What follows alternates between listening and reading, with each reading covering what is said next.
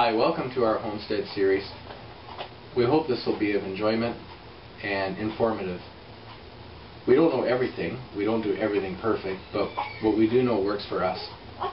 In these economic times, people have been talking about a back to the land movement or getting back to a more simple way of life. The transformation from the comforts of city dwelling and our modern way can be a little different going back to the homestead. I won't say complicated, but there are some things that some people should know.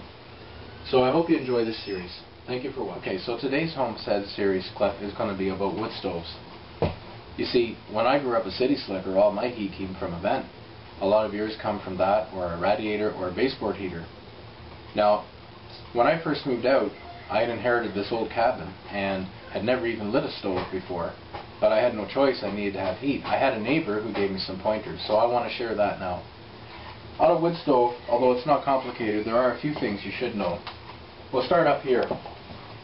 This valve here is called, some people call it a flue.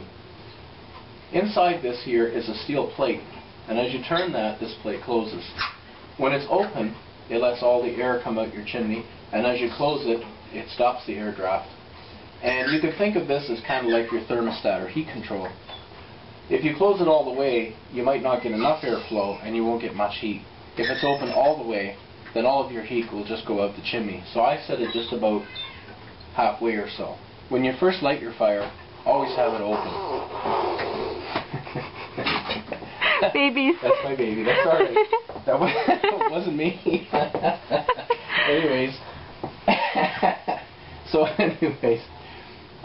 Okay, this is your air vent. What this thing here does is this allows your air to go into your wood stove. If you want to shut it down, say you have a warmer day and you don't want to burn your wood too fast or too hot, you would close it off. Think of this as like your gas pedal on your car. The more open it is, the more air you're giving, the more hot it's going to burn. This particular stove is what's called an airtight stove. Now, just the other day, my seal started to come off. I have to replace it. But the purpose of an air stove is, unlike the older styles that had all kinds of cracks and everything, you can really shut these right down to consume less of your wood to get more value out of it and to keep the heat in your house. Now, we only have the one stove in our house, so I tend to burn this one a little hotter all the time, so I rarely have to shut it down. I wished I had a kitchen stove to show you.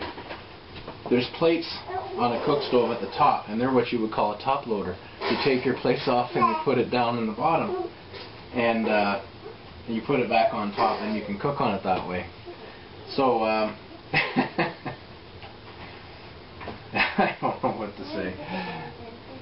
Baby's learned a new sound. This other stove here, too, is what they call an EPA stove. Now, I'm not exactly sure what EPA stands for, but it has to do with the pollution. We don't actually need one here, but in some cities and some towns they require that.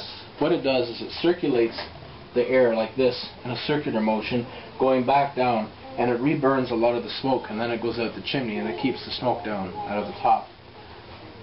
The only reason I ended up with this particular one was because of its price range and just the size. Anyways, I hope this helps.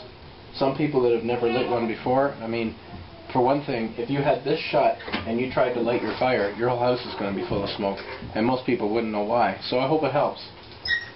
Thank you for watching.